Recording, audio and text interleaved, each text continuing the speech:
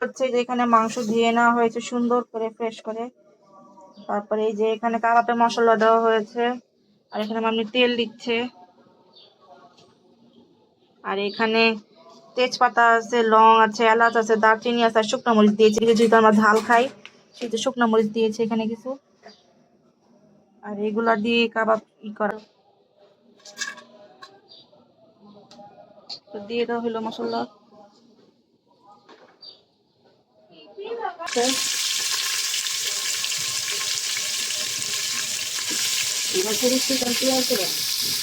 পেঁয়াজ দিব না,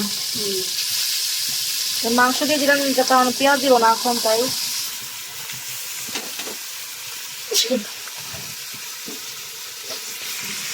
নাড়া দিয়ে নেই।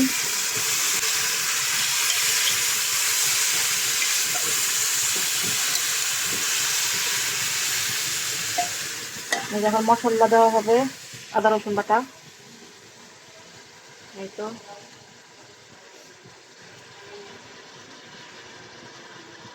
এই যে ধনিয়ার গুঁড়ো,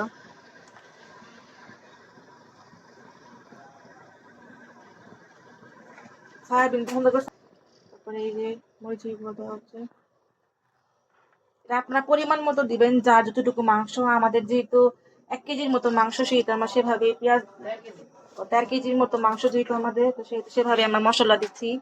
তো আপনাদের যদি কম বেশি হয় তো সেভাবে পরিমাণ করে দিবেন। আমার তো ফ্রোজেন করে রাখবো, তো এই জন্য একবারে রেখে মানে করে ফেলি। আবার আমাদের তো হুটহাট করে গেস্ট আসে, সেটা আপনারা জানেনই, দেখিনি প্রায় ব্লগের সময়, তো সেই জন্য বেশি বেশি করে করে রাখা হয়, যাতে ওই মোমেন্টে আর কষ্ট না হয়। আর এই যে জিরার গুঁড়া দেওয়া হচ্ছে, এখন নাড়াচাড়া করা হবে। এখন দেওয়া শেষ সবকিছু, এখন নাড়াচাড়া করি। তো নাড়াচাড়া দিয়ে দিলাম, এই দেখেন নাড়াচাড়া দেওয়ার পর লুক। আমরা এখানে মশলা কম দিয়েছি, কারণ আমরা কাবাবে মশলা অ্যাড করবো তো পরে, তো সেই জন্য মশলা পরিমাণটা কম দেওয়া হয়েছে। তো এই কারণেই আর কি অল্প মশলা এখানে। তারপর যখন মাংসটা হয়ে যাবে, হওয়ার পর যখন বাটবো পাটায়, তো বাটার পর মিহি করার পর আমরা যখন কাবাবটা বানাবো, ওই সময় আমরা পেঁয়াজ আর কাঁচামরিচ কুচি করে সেটার সাথে দিয়ে দিব, সাথে ডিমও অ্যাড করে দিব। আমরা ডিম 2বার দিই, এক হইলো কাবাবের সাথে ডিম দিই, ওই যে মাখা করার সময়, যখন কাবাব বানানোর সময় পেঁয়াজ কাঁচামরিচের সাথে ডিম দিয়ে দিই। আবার আরেকটা ডিম যখন ভাজতে যাবো তখন। অনেকে ব্রেড দেয়, কিন্তু আমরা ডিম মাংস তো একটু মজা করে খাই আর কি, অত ব্রেড গ্রাম এক্সট্রা অ্যাড করি না। আমরা ওগুলো অ্যাড করি নাগেট, সসেস, মিট বলে ওষুধ বানানোর টাইমে। যেমন যে আমি এখন প্রন কি বলে, হ্যাঁ, প্রন কাবাব বানানো শিখছি, তো সেটা আপনাদেরকে একদিন দেখাবো সিম্পলের মধ্যে। তো সেইখানে ব্রেড গ্রাম ইউজ করবো, কিন্তু যেসব কাবাব জাতীয়, তারপরে চিকেন টিকিয়া, এগুলোতে আমরা ব্রেড গ্রাম ইউজ করি না, একদমই ইউজ করি না। আমরা পুরা মাংসটা ইউজ করি, সলিড মাংস। তো এই যে এখন কষানো হয়ে গেলে পানি দিয়ে দিব, পানি দিয়ে ঢেকে দিব। তো তো এই দেখেন কষাচ্ছি, এই যে পানি উঠছে উপর দিয়ে, এখন দেখেন পানি উঠার পর মাংসের কালারটাই চেঞ্জ হয়ে গেছে, একদম লাইট কালার হয়েছে। যারা ঝাল খেতে পারেন না বা মশলা কম খান, তারা এইভাবেও খেতে পারেন। এভাবে করে যা ড্রাই করে শুকায় ফেলে পুরাটা, তারপরে যে ব্লেন্ড করে বা আমাদের মতো পাটায় পিষে তারপর করে ফেলতে পারেন। আমরা যেহেতু ঝাল বেশি খাই, সেজন্য এটা আমরা পুরাটা কষাবো, দেন আমরা কাবাবে মশলা দিব, দিয়ে তারপর মাখায় ঝুঁকায় নামায় ফেলবো। আপনাদের কাবাবে মশলা না দিলেও চলে, অথবা আপনারা এটাও করতে পারেন যে আমি তো অনেক মশলা ইউজ করছি, আপনার সেক্ষেত্রে কাবাবের মশলা আর কিছু গরম মশলা অ্যাড করে করে ফেলতে পারেন। রান্না করলে আসলে অনেকভাবেই করা যায়, যে যেভাবে রান্না করতে পারে। তো আমরা একটু ঝাল বেশি খাই, সেক্ষেত্রে আমরা সেভাবে একটু রান্না করি, কষ্ট করে বেশি মশলা দিই। তো এই তো, এই দেখেন মাংস কালার। তো শুকানোর পর আপনাদের আবার দেখাবো ওই কালারটা কেমন হয়। আর এই তো কষানো ডান, তাই এখন আমি পানি দিচ্ছে। এই দেখেন কষানো, দেখেন মাংস মাখা মাখা হয়ে ঝোলটা মাংসের সাথে মিশে গেছে, এখন মানে পানি দিয়ে দিচ্ছে, ধোয়ায় দেখা যাচ্ছে না। এই দেখেন পানি অত বেশি দেবো না, পানি শুকাই দেবো। পানি বেশি দিবে না, পানিটা পুরা শুকাই দেবো।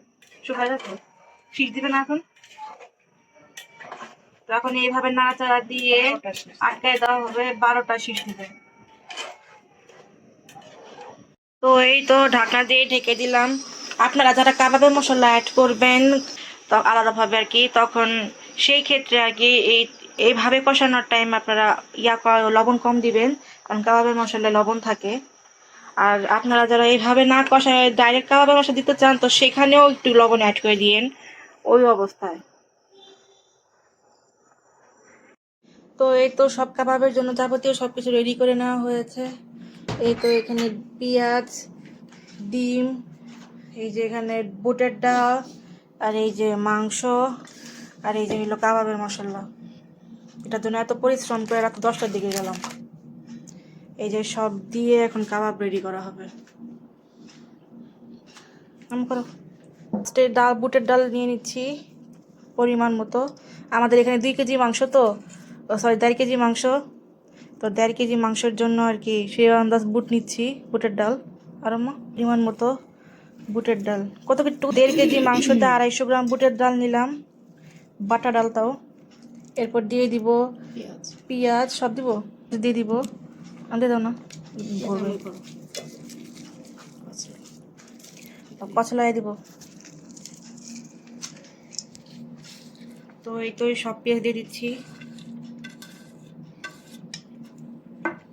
এগুলো এখন এভাবে কচলাই কচলাই দিতে হবে, যাতে সবগুলোতে পেঁয়াজ পড়ে প্রতিটা কাবাবের মধ্যে।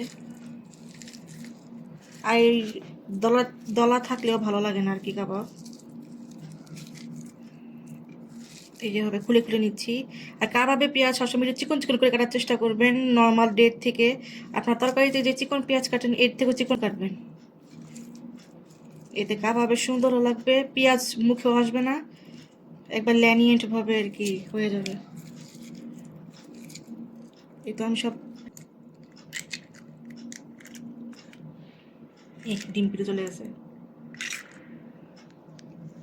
এই যে এক ডিম, এই যে আরেক ডিম দিব অল্প, ওখান ভিতরে লবণ দেওয়া আছে। একটু লবণ দিয়ে দিলাম।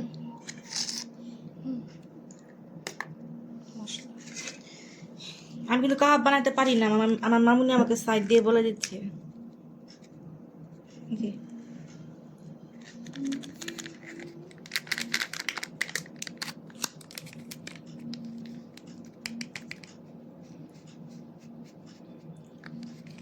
তো একটু দিয়ে নিলাম কাবাবের মশলা, এখন সব মিক্স করব। ডিমটা নিচে পড়ে গেল,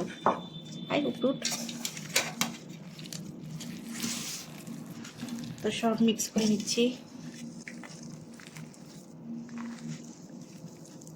এরকমভাবে বানাবেন যাতে হাতে নিতেই যেন, যে এভাবে হাতে নিলে যেন বল হয়ে যায়, একটা শেপ হয়ে যায় আর কি, সেভাবে ট্রাই করবেন করার।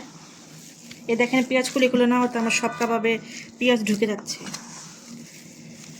এই দেখেন। আর আমার কাবাবে কিন্তু আপনারা বুঝতেই পারছেন যে মাংসের পরিমাণ বেশি, এ দেখেন ধরলে কিন্তু বোঝা যাচ্ছে না ডাল, মাংসই বোঝা যাচ্ছে। আমরা কিন্তু মাংস আর বুটের ডাল সমান সমান নিই, আমরা কিন্তু মাংস নিয়েছি 1.5 কেজি আর বুটের ডাল নিয়েছি 250 মতো, বাটা বুটের ডাল। আমরা সলিড মাংসটাকে প্রায়োরিটি বেশি দিই। তো ভালো মতো মাখায় নেবেন সমস্ত এনার্জি দিয়ে।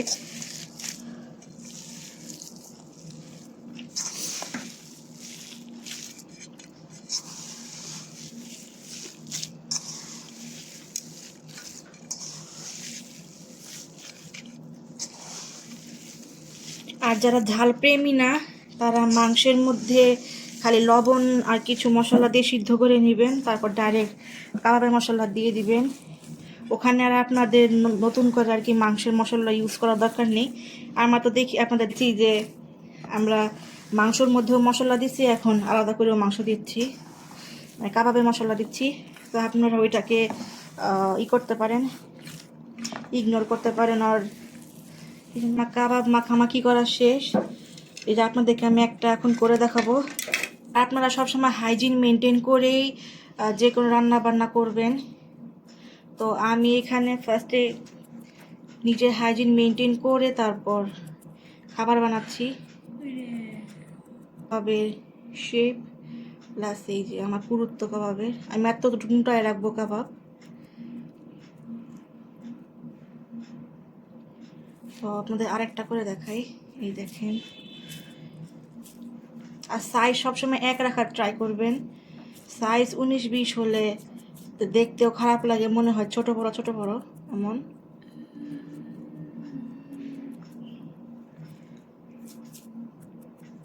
তো এই তো আরেকটা বানায় নিলাম আমরা।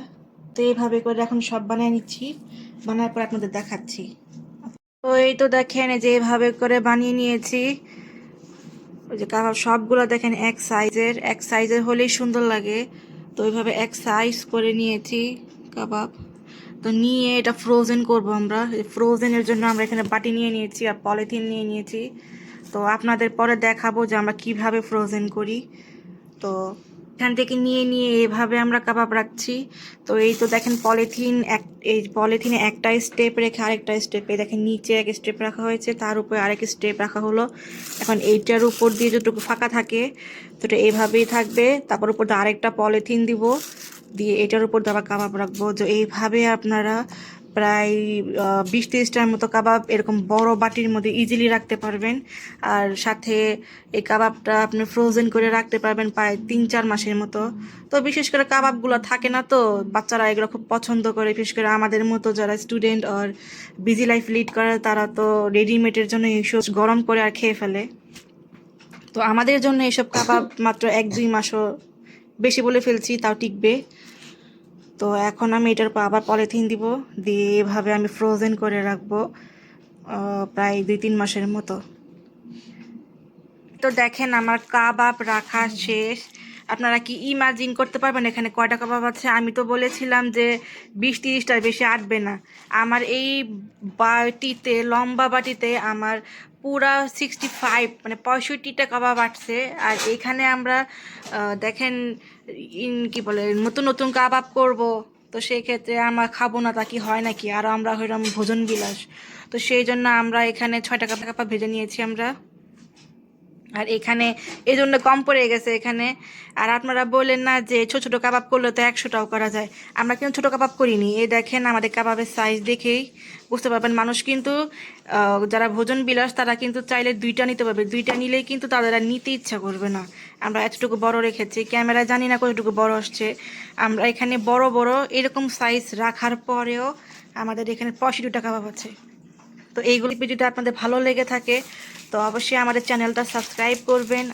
আর আপনারা চাইলে বানায় দেখতে পারবেন যে কেমন হয়েছে। তো বানানোর পর আমাকে কমেন্ট করতে ভুলবেন না, কারণ আমি এভাবে রেসিপি দিয়ে দিয়ে শিখতেছি আর কি রান্নাবান্না। যেহেতু আমি রান্নাবান্না পারি না, কিন্তু আমার রান্নাবান্না ভালো লাগে।